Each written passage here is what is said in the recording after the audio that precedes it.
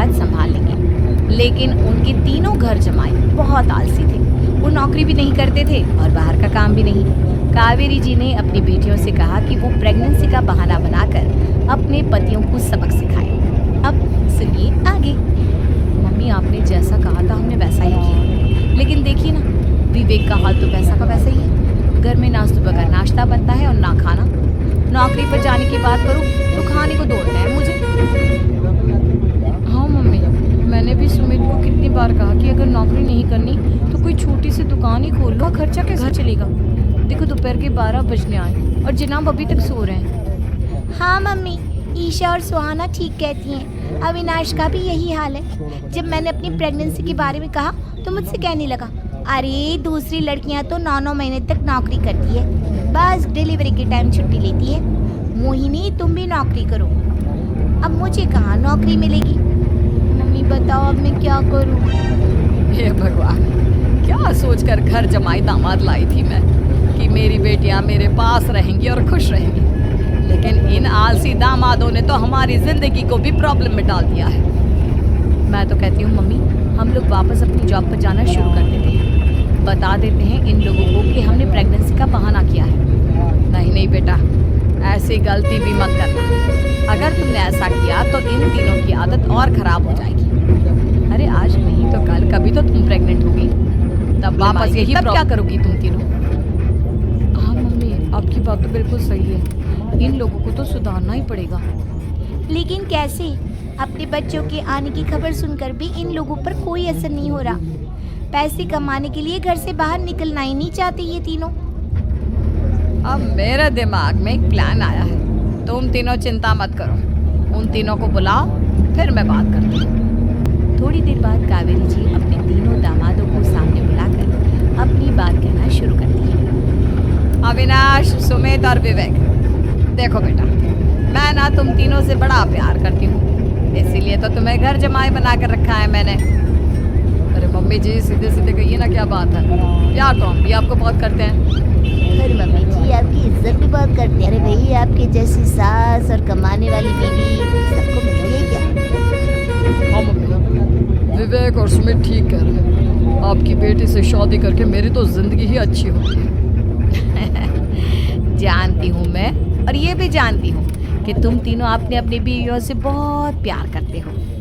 बेटा, बात ऐसी है कि हमारे कुल गुरु ने कहा है कि प्रेग्नेंट होने के बाद मेरी तीनों बेटियां शुरू के 4 महीने हमारे गांव में जाकर रहेगी, जहां मेरे चाचा जी रहते हैं। अरे लेकिन क्यों मम्मी, गांव में जाकर रहने की क्या जरूरत है इन तीनों को?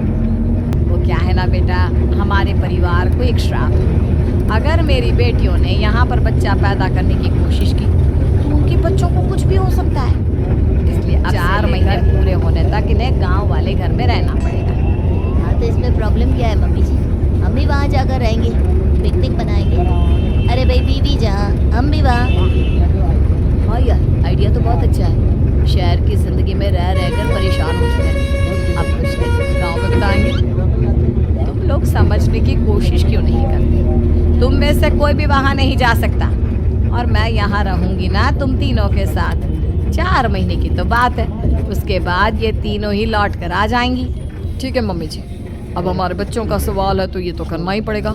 कावेरी अपनी तीनों बेटियों को कुछ दिन के लिए घर से बाहर कहीं दूसरे शहर में रहने के लिए भेज देती है। कुछ दिनों के बाद, अरे मम्मी जी, बहुत दिन से पिज्ज़ा नहीं खाया, मंगवाइए ना। क्या बताऊं बेटा, पहले तो बेटियां खर्चा दे देती थी क्योंकि उनकी नौकरी थी, लेकिन अब तो मेरे पास पैसे ही नहीं बचे।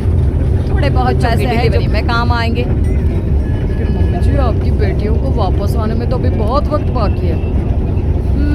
वही सोच सोच कर परेशान हो रही हूँ। सोच रही हूँ कल से दूध भी बंद करवा देती हूँ। अब दूध वाले को देने के लिए पैसे भी तो नहीं है ना। अरे नहीं नहीं मम्मी जी, अगर दूध भी बंद करवा दूंगी तो मुझे चाय कहाँ से मिलेगी? और चाय के बिना मैं तो मर ही जाऊंगा। क्या करूँ बेटा, इसके अलावा हमारे पास कोई ऑप्शन नहीं है। मेरे पास पैसे ही नहीं बचे।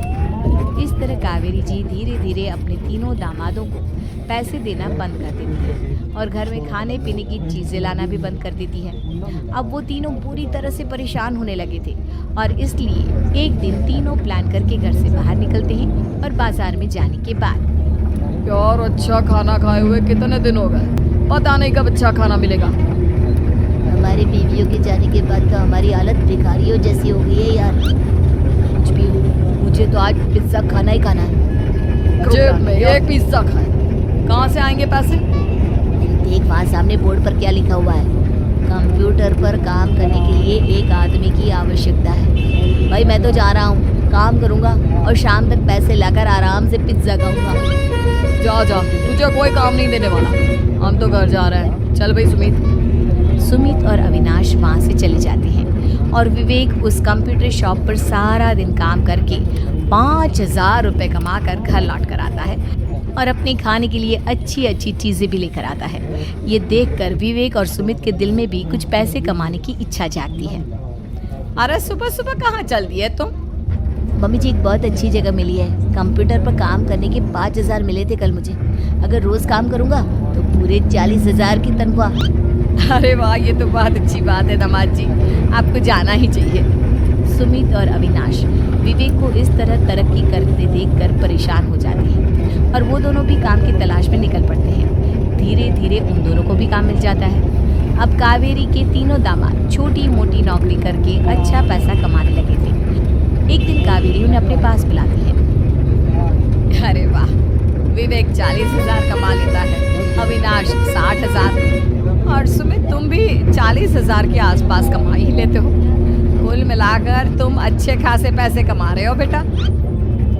हाँ मम्मी जी, बहुत मज़ा आता है जब महीने के एंड में मोटी रकम हाथ में आती है। पूछिए मत मम्मी जी, घर में रहकर रोटी बना कर औरतों जैसा महसूस होने लगा था मुझे तो। हाँ बेटा, तुम तीनों की बात तो बिल्कुल ठीक है। और जानते हो, अब तुम तीनों की पत्नियां भी वापस लौट कर आने वाली है।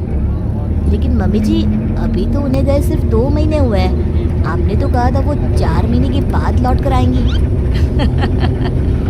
ऐसा कुछ नहीं है बेटा, मैं सिर्फ तुम तीनों को सबक सिखाना चाहती थी कि आदमी घर में बैठकर बीवी की कमाई खाता हुआ अच्छा नहीं लगता। इस दुनिया में हर इंसान को मेहनत करनी चाहिए, काम करना चाहिए, चाहे वो औरत हो या आदमी, ताकि अपने परिवार को संभाल सके। कावेरी की बात सुनकर उन तीनों को अपनी गलती का एहसास होता है और कावेरी उन्हें सच बता देती है कि ईशा, सुहाना और मोहिनी शहर में ही कहीं दूसरी जगह रह रहे थे। शाम के वक्त उन तीनों की पत्नियां लौट कर आ जाती है